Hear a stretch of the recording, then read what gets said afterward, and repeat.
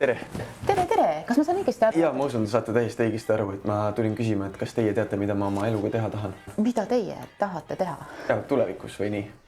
Et ma olen siin mõelnud, et kas töötada aastakese või õppida aastakese. Teate, meil on tulemas töö ja karjäärimess. Ai, ma messile kindlasti ei taha tööle tulla. Ei, see on selline mess, kus sa saad teada 30 kooli kohta, vastuvõtutingimuste kohta, erialade kohta ja seal on ka tuhandeid tööpakkumisi ja töötubasid. Ja võib-olla saad isegi oma CV korda. Kuhu ma tulema pean? Mitte kuskile.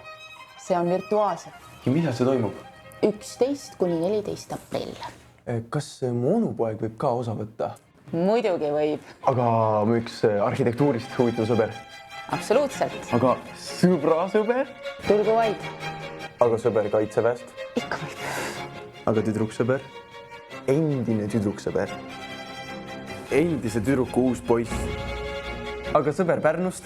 Ei, Pärnust ei või. Muidugi võib. Täditütar 2. Tšau! Tantsutüdrukud. Moi tüdruk Saša. Lasteaiakaaslane. Ühe sõbranna. Vend. Rasmus Vendras. Naabrimees. Tuttav Prantsusmaal. Jooksisõber. Tahab kokaks saada. Paul Tabasalust. Ja Pauli vend ka. Õde. Aga Muki? Muki. Tubli kohe. Olgu. Ainult siis, kui peremees ka tuleb.